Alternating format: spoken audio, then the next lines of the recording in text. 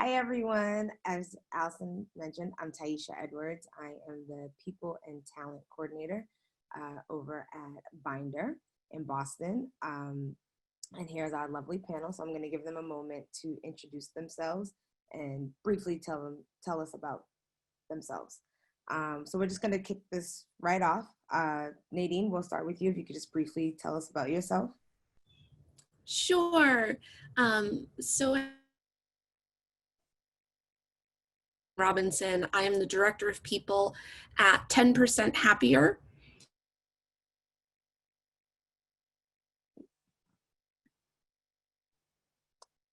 Okay, we'll jump over to Frankie. Nadine's frozen for a little bit. Frankie. What's up, everybody? My name is Frankie. I am born and built right here in Boston, been here my whole life. I am the recruiter for Lola.com, also based here in Boston.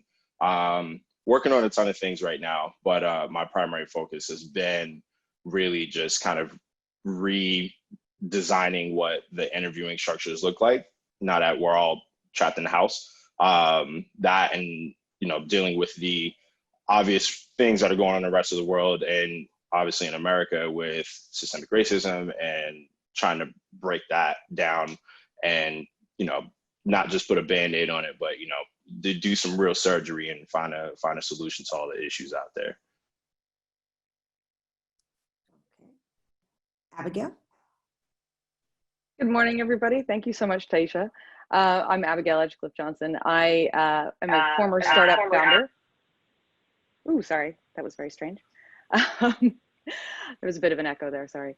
So I'm a former startup founder turned kind of counselor to startups that are shutting down with the project that I created called The Shutdown, because when I was shutting down my own startup, I found that there were no resources. So I do that. And I also am a hardware founder, so I like to build weird stuff.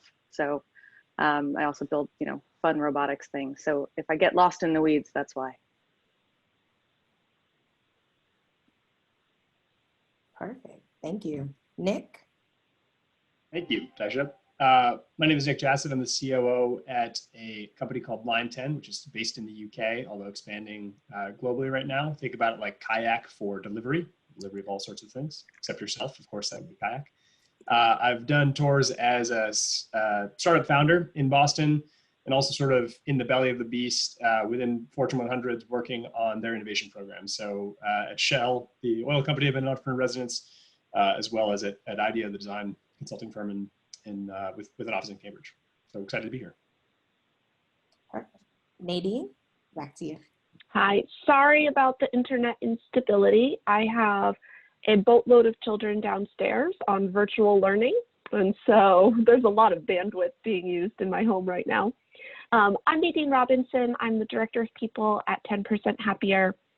Really glad to be here with you this morning.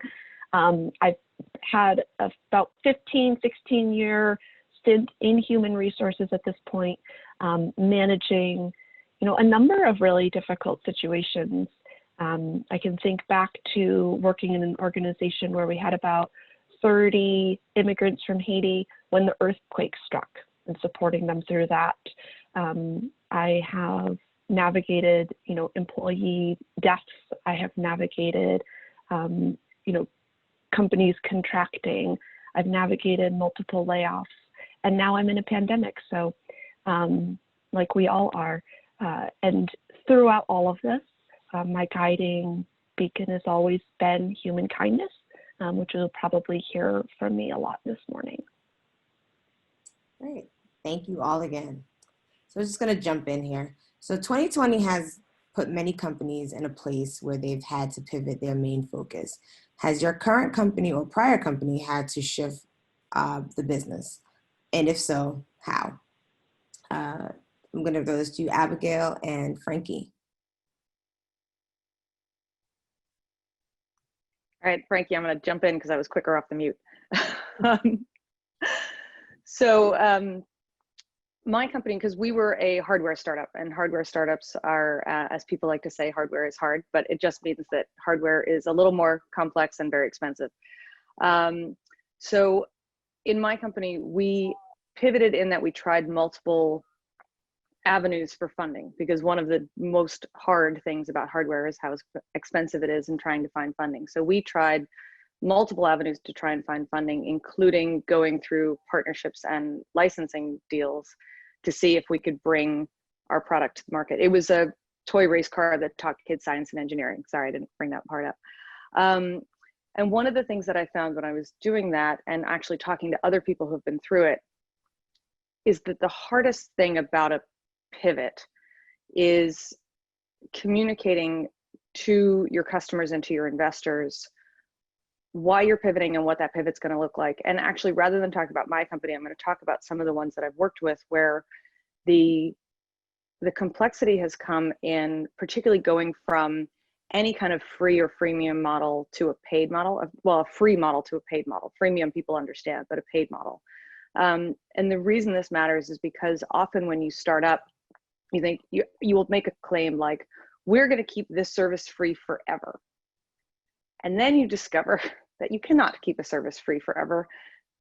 That is not how to run a business. It's a very nice thing to do, but it doesn't work if that's going to be a primary core of your business, particularly in hardware, right? Because if you offer a service along with your hardware, you're only selling the service once, but you're only selling the hardware once, but you're selling the service over time. And what's happened in companies that I've worked with is the biggest challenge is making the communication to your customers clear that, yes, I know we said we were going to do this. However, we now have to charge. In one company that I worked with, that communication did not go well. It was just sent as an announcement that said, guess what, we're charging. And the customers lost it. They lost customers, they lost market share. They lost a ton of goodwill that they had built up over time because they didn't gradually walk their customers through the process that led them to changing the business model. Other companies who have gradually walked the customers through the process have been far more successful in making that transition to any kind of new pivot. And it's true with whether you're doing a financial change or you're doing a sort of ethos change or a basic business change. If you take the time to walk your customers through the process, it will go far more smoothly for you rather than doing everything in the back end and then making an announcement, because people who have followed you for this reason are now very confused. Your new customers don't care, right? Your new customers find you where you are and they're happy. It's your old customers who matter. Those are your influencers, those are your champions, those are the people who are going to support you through your journey. So communication is your key to pivoting. Frankie? Thanks, Abigail. I was going to say, you can definitely go first because mine is probably going to be relatively short. So for those who know or might not know what Lola.com is, it's a business travel platform. It's subscription based. It was thriving. And then COVID. I can't say what we're about to do next, but I can say that is going to be fire. So 6 more days, check out the website, check out LinkedIn and all the stuff that we throw all our blogs and product outlets on. And what would I be other than a recruiter without a shameless plug? We're hiring. So peek the career page if you know anyone and want to slide those links anywhere. But yeah, the piece that we started working on, everyone got sent home and we've reorged and gone through all of the kind of harder stuff in the beginning. But we've all had a chance to kind of play through this new piece to our puzzle. And I think it's actually going to be really awesome. And it's going to kind of change the game a little bit alongside the business travel piece that we've been able to maintain, the little bit of it that we've been able to keep intact. But yeah, 6 days, next Tuesday, peep the site and we'll have all the cool stuff up on there. Thank you. When evaluating what is right for your business, how have you navigated communicating the situation to investors, employees, and customers? So Abigail, you mentioned communication obviously is key. Nick, do you have anything to throw about that? Sure. I think relevant experience for me on this one probably comes most from a startup that I was running a couple of years ago called Shepherd. It ran in the Boston area. It was a kids transportation service. So we would take kids from after school programs to home, from home to school, you name it. We ran into an issue in that company where we had some, basically like a foot fault regulatorily. We were appropriately regulated with one group, but not another group that we had known about. Anyway, it came down to a situation where we effectively had a cease and desist. But we had all these customers who had no idea that we cease and desist, and for good reason, because we were appropriately regulated and we communicated that. So now you have this issue of how do you communicate to numbers of parents whose kids are between the ages of 6 and 12 mostly, that like, we're not going to be there to take your kid to school tomorrow, and it's 9 o'clock at night, and that's when we found out. It's a challenge. I think not unlike, it's more of a proxy for other things everyone's dealing with, Frankie, not too dissimilar. And Lola, it's like, this is the kind of the bread and butter of what we do. We can't do for you right now. And like the side dishes aren't so interesting. There really aren't any. That's what we do. And I think especially now, just given the broader market dynamics, like when you start doing anything as a startup, you got to be laser focused, right? So your bread and butter is your thing. If you're going too wide, you're not doing a great job at anything. So you're way more likely to have some situation come and just totally upset the apple cart, where you're like, we put all our eggs in this basket and we were watching that basket, and then man, now we're toast. So when it comes to, I think, just to echo Abigail, there's like you nailed it, right? Communication, transparent lines of communication, being really clear about what you can and can't do on what timelines. I think everyone's looking for deadlines, and deadlines I think are, I understand why people want them, but in sort of all things startups, it's very hard to give them. And when you end up giving a deadline, you end up compromising certain areas of the business that you really shouldn't have or couldn't, to make those things happen. So what is the alternative to giving people clear deadlines? I think it's being really clear, concise about like, this is what happened. This is why we think we got into this position, and this is what we're doing about it. And I'm going to be right back here tomorrow telling you what happened. So letting people know what to expect, setting their expectations, is key. And there's going to be constant refinements to the expectations when you're in some sort of crisis situation. What I tell you will happen 2 weeks from now is kind of silly for me to even forecast, because a week from now, something, the regulations could change. We could be somewhere else. So letting people know that we don't know the future, but what I can promise you is that it's my every moment thinking about it. And I'm going to be here tomorrow to give you an update. That's all for me on this one. Thank you. Abigail, anything else you wanted to add? I know you kind of answered this one with the other question as well. Remind me of what the beginning of the question was. I was really enjoying Nick, and then I forgot what the question was. When evaluating what is right for your business, how have you navigated communicating the situation to investors, employees, and customers? So I'm going to talk a little about the investor portion, because that's probably the scariest communication to have, because you took someone's money and then you set it on fire.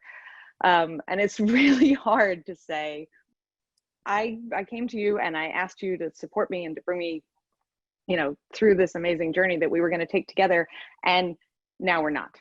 And those conversations, particularly with your earliest stage investors who tend to be friends and family, are not just kind of logistically stressful and, how do I communicate and what do I communicate? But there's an emotional side to that as well. To tell your friends and family that you took their money and now you don't have it anymore and they're not going to see it again, which is of course the reason why whenever you take investment from friends and family, you should always start with, I am going to take this money and I'm going to burn it. Is that okay with you? Before you've ever taken a dime. Because if they, you take your grandma's last 20,000 and she thinks she's going to retire on it, you're a bad person. Don't do that to your grandmother. But anyone who you've had an honest conversation with and said, this is risky, I'm taking your money, I hope to do well, but I might not.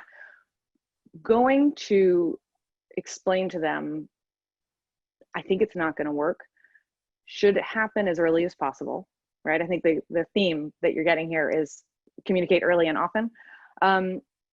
And one of the reasons, hopefully, that you have some of these investors is they might have some help and resources for you.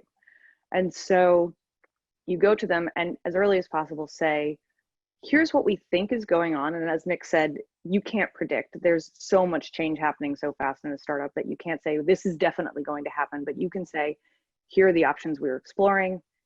Here's what will happen if we take any of these options. Do you have any advice? Do you have any guidance? Can you help me through this?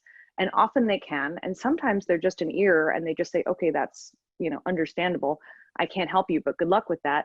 But then they're not surprised when you get to the other side and you have to ultimately say, I'm sorry, it didn't work, I have to shut down. And then the thing that you have to do as a founder to be responsible is when you shut down, if you shut down, which will never happen to anyone on this panel, but it's your responsibility to do the legwork and the paperwork properly, with shutting down, to the IRS and shutting down to your Delaware corporation and doing all of that paperwork, because then your investors get to take that as a loss and it's a nice clean ending. And then they are not out as much money, but also there's no ambiguity. I think one of the things that's hardest is a lot of startup founders, because there are no resources for how to shut down, try to just walk away. And what that does is to just say, oh, well, the company's over, I'm going to walk away and I'm going to hide from the stress and the pain and the paperwork.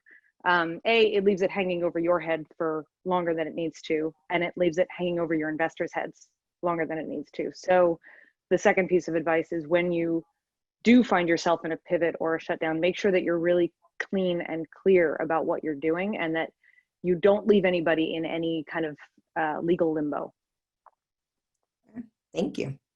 So we're going to shift gears a little bit now. Now we're going to look more so like at the company and like the employees. So looking at onboarding. Onboarding is often praised when you get it right, but offboarding is truly how your employees remember you as a company. What does your company's offboarding process look like? What have you done to support departing employees from your company? Nadine, you want to start us off with this one? Sure. I'm happy to talk about offboarding. To be clear, we don't do a lot of offboarding at 10% Happier. We have very, very low turnover. But I have certainly been in organizations where there was quite a bit of offboarding. And I think there's three things to really get right during offboarding. The first is all of the departure details. I like to have an email template saved I can use to send to employees at the beginning of their last week that just outlines details like, when is your last paycheck and how much is it going to be and what can you expect regarding COBRA and who do you turn in your laptop and your building access to at the end of the week. All of that so that they know what's coming and it's all clear. Also, I think it provides more ease in the transition for team members. I also have a checklist that lists every single thing that we need to do when somebody leaves the organization, so we're not scrambling. It's right there, it's clear, and it's pretty easy to navigate. The second thing that's important to get right is the emotional support of the employee who's leaving, and this is particularly important if it's an involuntary departure, whether it's a termination or a layoff. Kindness is the number one thing that you need to get right during this transition, and treating people with dignity and respect. If you get that right, then the other things will start to fall into place. I like to facilitate some sort of goodbye, farewell between departing employees and the team. Some companies are really severe about this and they will just, cut someone off and escort them out of the building. That doesn't feel like the kind thing to do. People like to have closure and connection. So some sort of facilitation there is usually helpful. If the organization has an EAP, an employee assistance program, they can offer support to departing employees and be helpful, whether it's just like a counseling session or resources for job hunting, etc. Other things that I've done is formed network groups for employees who are leaving so they can support each other in job searches, etc. I have connected people to my network and made introductions. I've also just been there to take phone calls. Sometimes team members, are still processing this and they need someone to listen who understands the situation. And I'm happy to be there to do that as well. And then the third thing that's important to get right is the emotional support of the remaining employees. Communication is key here. You want to communicate truthfully and transparently about the condition of the company. People are going to be worried about their own jobs and if there's an effect to their own employment. Give as much truthful information as you can. Also talk about the plan for workload. Somebody's leaving, who's going to take on that work? What does that look like? What's the plan there? And then just generally be available. Team members might have a lot of anxiety about somebody leaving, whether it's voluntary or involuntary. There's anxiety there. Be available to talk that through with your team, and then try to rally the team. Do something bonding together, even if it's just, you know, a happy hour or something after work to offer people a point of connection. Okay, thank you. Abigail, do you have anything you like to add? No, I think Nadine was perfect. The only thing that I would add is just that that constant feeling of the responsibility you have to your employees is super important, and I'm really glad she brought that up. But I'll let Frankie and Nick answer these two. Nick, do you have any? Yeah, I would add that I think to Nadine's point, like having empathy for the situation is super key. And I think there's usually a lot of lessons to be learned when somebody leaves the company, whether because they've chosen to or because you've asked them to. There's just a lot to learn in that situation. Either like what can we go back to the hiring process and say like, oh, this was doomed from the start, or there are points at which we could have done things better, or they could have done things better. I think, it's always about like, how do we get here? This is the last thing we can possibly do is be like, excuse me, can you please leave? And it's uncomfortable for everybody, right? It's like we invested a lot in this employee, they've invested a lot in us. You want to avoid that, right? So I think like one tactic that I've used in the past is like really digging into those exit interviews. It's often when people are the most candid. I think doing what you can to create a psychologically safe environment during the employee's tenure is key. But for whatever reason, some people, the chemistry isn't right. They don't feel like it's appropriate to open up in the ways that are really going to help the company, help themselves, stick around. But then when they're out the door, they're like, well, now is the time for me to tell you all the things I think you've been doing terribly. And I think it's really key for whomever it is that needs to hear that message to ask for it and be like, what did we mess up here? Like, tell me that we're wrong, and what can we do better? And I think it's like if someone's leaving the company because they're upset, you would think that person is just like, I don't want to help you. Like, I'm out of here. But I think there's this sort of like inherent thing where people see problems and they want to communicate what it is that's wrong and what can be done better. So asking those questions, creating space for that exit interview and listening. And like, you don't have to, like, in that moment, they're right? Whatever they say, they are 100% right. You are on their side. And then when it comes back to, business as usual for what you're doing, like, is there any process changes that need to take place, and taking them seriously? That's the one thing I'd add to Nadine, but I think empathy is definitely the root of all of it, which Nadine definitely underscored. You never go wrong with having empathy, right? In all walks of life.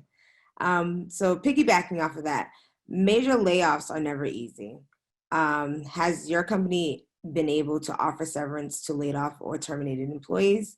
If yes, how did you determine the package offered? Abigail, you want to start us off?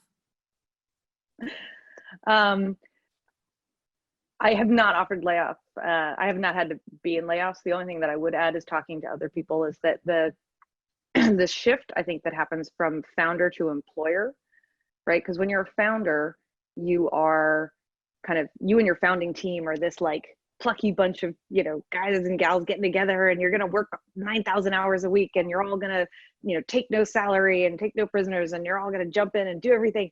And then at some point you graduate into a company that has employees, and you are responsible for somebody's rent. And so when you make that transition from your plucky team of little startup kids who are, 45 in my case, you take the responsibility to act like a grown-up business. And so when you are talking about layoffs and packages like that, I think as a real grown-up company, you have to plan for eventual tragedy. And that means not running out your runway until it's zero. That means knowing what's coming down the pike and being honest with yourself and your employees that maybe you're not going to have enough money to keep going, or you're not going to be able to, keep somebody on for a long time. And so you have to manage your funds to say, as Nadine pointed out, that there has to be a kind of communication throughout the process to let somebody know this is coming, give them time to handle it, and have enough money to give them 2 weeks or something, because you are responsible for their rent. So that would be the only thing I would add to that, is that it's your responsibility as a company to have a plan, even if it's not about having a vast war chest to lay people off, because who has that? You need to have a plan for what that looks like. But does somebody with more HR nous want to talk about that? I'm happy to jump in on this one.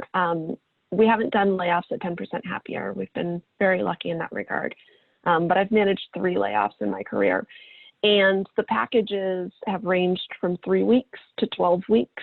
I would say, my advice is be as generous as you can be. It's pretty traumatic to lose a job. And we don't know what people's personal situations are. So it's important to be generous here as much as we can be. As far as determining what the structure of that package looks like, there's really 2 ways that companies go about doing this.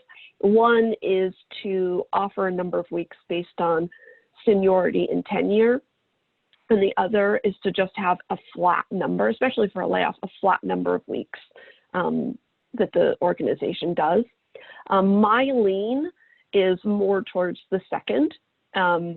Typically in a tenured seniority type grid, the people who are in higher levels in the organization receive a larger number of weeks of severance, but they're typically more resourced and able to handling a period of unemployment than team members who maybe are not making as much because they're earlier in their careers. And so my lean is usually towards just a flat number of weeks across a group of employees, if it's in regards to a layoff. Thank you. Sorry, I just wanted to piggyback off of that. I was going to say, I think, coming up with the packages and plans and all the things to make sure people are taken care of is responsibility. That all those things are, to me, just seem automatic. We've had our layoff at Lola. We're just going to be frank about it. Layoffs suck. Like they suck, regardless of what end you're on. But aside from making sure people are taken care of from an operational standpoint, you've built a relationship with these people. For those who want to continue communicating with you, like privately at their own pace, obviously give everyone their room to breathe, and to grieve over what just happened. It's good to just maintain that connection. Don't just, it's a layoff and a bridge is burnt and all that stuff.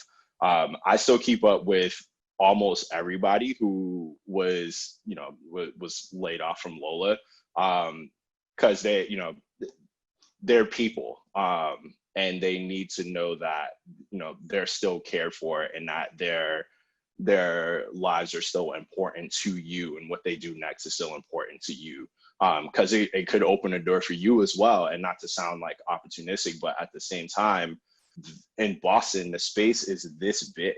So it's a matter of making sure that y'all are just still cool, as to whatever capacity you both choose, to keep that cohesiveness in your personal and professional relationship. Thank you, Frankie. So COVID-19 has caused massive shifts for businesses in going remote and now determining returning to office plans. Have you provided support to your teams remotely? How about your employees who are also parents? Has your company determined a game plan to returning to the office? Frankie, we're going to start with you with this one. So yeah, in the beginning, after a lot of conversation and kind of playing around with a bunch of stuff, one of the things that Lola did, which I thought was really cool, was everyone got like a little stipend to improve their work from home space. And we actually created a Slack channel around it. So everyone was doing photo shoots of all the things they did to their space, their second and third monitors, and ring lights and desk risers and new chairs and like little stuff like that. Actually made a real big difference. So it's a cool way for people to share their space that we're working in for the foreseeable future. We actually planned on being in the office 2 weeks ago. And for those of you who don't know where we're based, we're in One Financial, right across the street from South Station. We had been planning it throughout the spring and throughout the summer, and then we were just like, screw it, we'll go back in January maybe. So those are some of the things that we've been navigating. And then we took it a little bit further, and a few of us are part of we call it the Work from Home Happier little task force. So it's a bunch of us that are kind of responsible for different areas of maintaining connection and relationships with different teams around the company and different people around the company, which I think is really cool, because it's easy to just say everyone's kind of responsible for their own forms of communication and emotional health and mental health and all those things.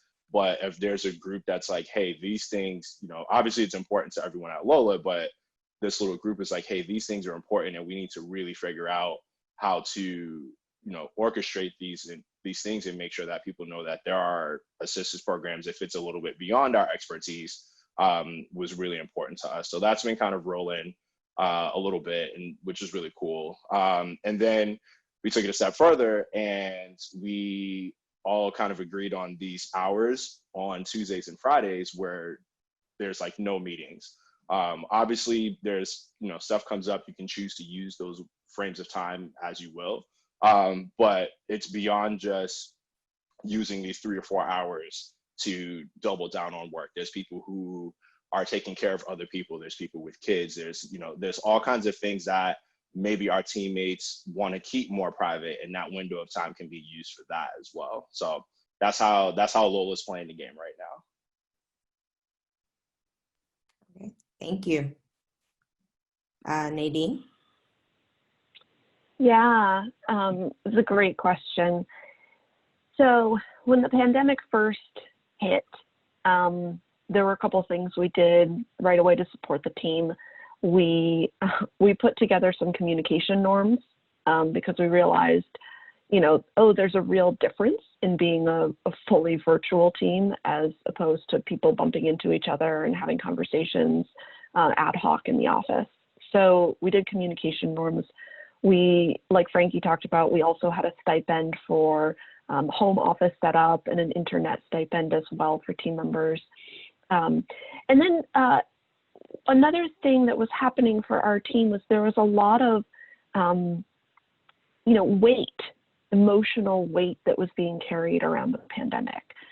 Personal fear, anxiety, concerns, and we put together basically an employee support group where team members could, voluntarily come in and just talk about the impacts that the situation was having on them work-wise and personally.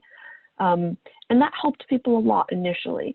And then, we tapered it off over about 8 to 12 weeks, and it was nice to see that people no longer needed that level of support. Apparently, pandemic became a new normal for us. Parents were hit really hard right at the beginning. And as a mom of 4 kids, I can say it hasn't really let up. It's still really hard. We just started virtual school last week, and it's a nightmare. And it's really hard to, want to do your best work at work and also care so much about your children's education and the experience that they're having. And so parents are in a really tough situation. So some of the things we've done for parents, I think the first and foremost, most important thing that we've done is give an unlimited grace and compassion. We know that parents want to show up and want to do their best work, but they're limited in their capacity. The second thing is we have basically given parents unlimited time for whatever they need to do family-wise. So we have team members who have not done a full, 40-hour work week since the pandemic started because they can't, and that's okay. And we're not counting time, and we're not docking pay. We also have a Slack group for parents that has been really, I think, emotionally supportive. It's just so great to go in there and be like, I still have no idea what day school starts. I still have no idea who my kid's teacher is. I still have no idea how I'm going to navigate this. And to have other parents, be able to echo that and be like, yeah, me too, this stinks. And that's really helpful. What we haven't done, but we've talked about, is some sort of support in regards to tutoring or childcare. We have, families in very different situations across the organization, babies, high schoolers, everyone in between. We've got children with special needs. We have, kids receiving different levels of support from their school districts. It's just hard to come up with a tailored program that fits everybody. So we have not done that yet. And then in regards to the return to office piece, we recently told the team there was no expectation on you to come back to the office before April 1, so you can at least count on that. There is a scenario where you can come back to the office, probably starting in a couple of weeks. And that, of course, involves the very typical things of masks and social distancing and contact tracing. And we'll probably have some sort of like COVID test partner so people can get tested. That's great. I mean, as a mom myself, the whole remote learning and going back to school it's been a challenge. So I'm pretty sure all parents, no matter, as you said, no matter the age, has felt it and just, trying to figure it out as we go along. So in addition to the global pandemic, many companies have began to more deliberately address America's racial injustice. Did your companies respond to the events transpiring after George Floyd's murder? If so, how? Who would like to kick this off for us? I'll swing at this one. So there's obviously been a lot of ongoing conversation on all kinds of levels within the org, but there were a few things that stuck out to me that really kind of pulled it together and made me think about a lot of my involvement in general, but really put us in a position to challenge our executive team and the managers from within to really attack this situation. One of the things we did to start off was kind of like a lot of other companies did. They made Juneteenth like a day off from work. But what we wanted to do is, it's not just a day off of work because it's trending. Like, this isn't a hashtag situation. So what we did was we had a company Netflix party and everyone watched the documentary 13th. I don't know if it's still on Netflix, but go watch that joint because it's going to put a lot of stuff in perspective for you.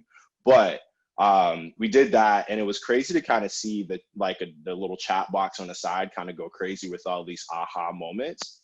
And it wasn't necessarily that these weren't things my teammates weren't thinking about. It's just not always right at the front of your brain because you have so many other things going on. And especially if it's not a life experience of yours, it's not at the forefront of your day-to-day operation. So it was cool that just happened in the first place, and then to watch people really respond positively to just that one piece was really great.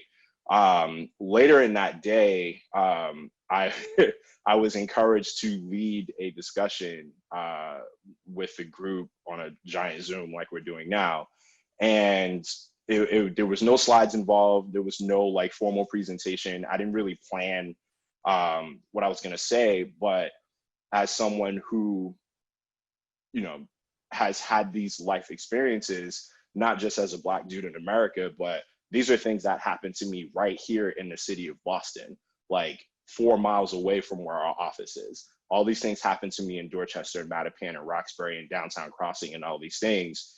And it was, I just shared kind of just the different things that happened from a socioeconomic perspective, but also from a professional perspective.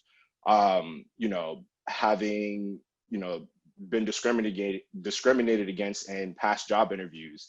There was a situation a few years ago where I was going for a promotion and I was actually asked, because of the clientele that, we engaged with, why I essentially carried on a conversation and talked the way I talk. And for me, it was just like, this is just who I am. So I don't understand the problem. So that it was a whole lot of stuff that really kind of went into that. Code switching. A lot of people wasn't even aware that that was happening, like, because it's not something you see because you don't do it in front of whoever you're speaking with, which is why it's called code switching. After a lot of these experiences, you know, I made it a point to myself, and this is a personal pact, where the next place I work, wherever it is in my career, if I can't come into an interview and be myself, if I can't carry on in the workplace and be myself, and obviously not act a fool, but, you know, just be me, I don't want to be there. I have no business. It's dignity before dollars. And that's something that I hope kind of rubs off on anyone who is a part of an underrepresented group. Like, you don't have to say yes to something if you're not comfortable. If you feel like for a second you can't be yourself, you don't have to engage with it. And obviously there's situations change day to day, but at the same time, I can't unzip my skin and be somebody else when I roll into the office or walk into a store and hope I don't get followed, or am minding my business and hope to not be, you know, a part of a fit the description scenario, which has happened. It was cool to just share all of that and have people respond and ask questions and really just, you know, just feel very supported. At no point in my tenure in Lola have I ever felt like, you know, I couldn't just engage with people like I'm doing with y'all right now. And to be able to have just my experiences respected and people be like, hey, we don't know what's next, but we're straight up going to handle it. That meant a lot to me. And for the community of minorities, I think that is what you should look for when you go for your next spot. See how people are feeling you out when you bring just you to any kind of interaction. I agree 100%. Just, you know, there's a lot of it that I think, you know, even just here in Boston, that, you know, if you don't know that it's happening to, you know, to people that look like you and myself. So I thank you for being so candid and open and sharing your experience with us with that. Nadine, did you want to respond to that as well? Yeah, sure. I'm happy to. But first I want to say, you know, Frankie, thank you for sharing so transparently and vulnerably with us. Like, I really appreciate that. So I just want to frame the question a little bit and say, like, George Floyd's murder lit a fire, but racial injustice has been happening for hundreds of years in our country. And so it's not just about what we did for George Floyd, but it's also about, like, and what are we going to continue to do going forward? Because unfortunately, it's probably likely that there will be future people who are murdered at the hands of police brutality.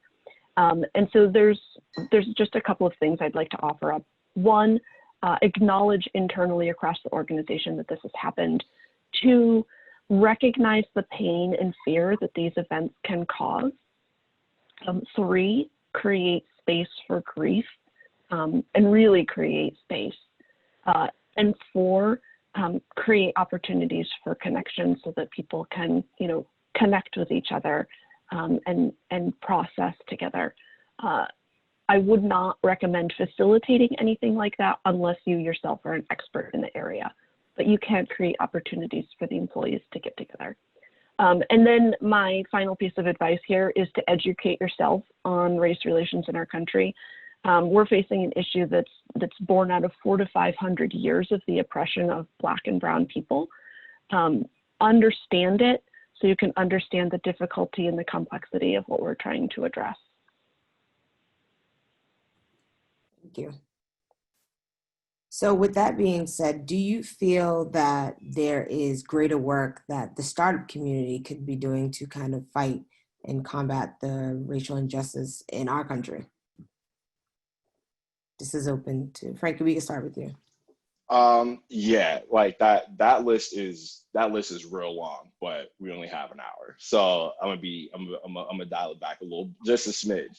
But I mean, I'm a recruiter. It has to start in the hiring process, but it really needs to kind of come before that. When you open a role, how much research outside of just market research did you do?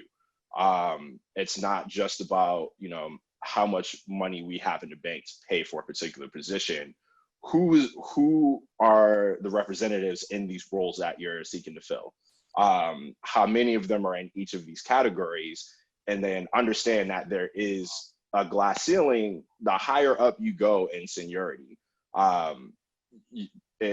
When you get to the part where you're actively seeking people to be a part of your team, I think one of the things that we need to sit back and think about and remember is that this isn't a process that you can automate. There isn't enough software on the planet.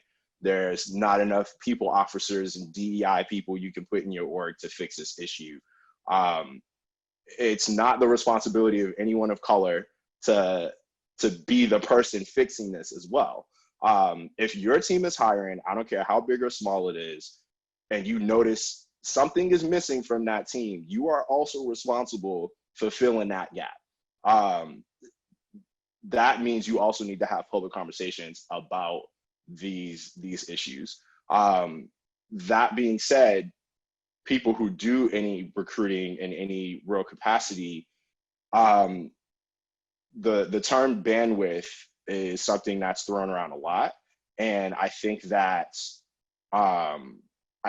we need to use that phrase sparingly, because again, when you're looking at more senior roles in whatever category, the sales, the engineering, the marketing, the product, whatever, there are gaps that do need to severely be filled, not just, you know, people of color, but other forms of representation as well. And again, it's you can get a candidate that might hit every culture piece on the head, but if you talk about, you know, just the straight up skill sets, if there's like one or two pieces that are, you know, maybe missing in your eyes that you think you can't cater to, but you're willing to offer to someone else that might not hit all the culture pieces on the head, but they got all the skill sets, then you need to look at, you know, how you're attacking the recruiting process in general and sourcing candidates, or you probably shouldn't be hiring for that role until you go back and do some more homework. Thank you. So we're going to move into our chat questions here. We have a few for all of you. So the first one here we have is, what has changed within your organization to support employee engagement given the work life changes this year has presented? Anyone could feel free to jump in to answer that.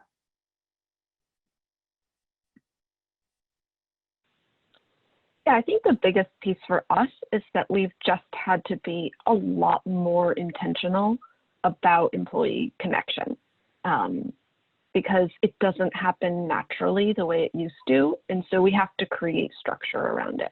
So virtual lunches or social hour or, you know, an employee support group, like those things have to be created and nurtured, or the employee connection doesn't happen as readily as it used to when we were in person. And Frankie, this one was directly for you. What are you thinking about and working on for more long-term things related to race in America and elsewhere?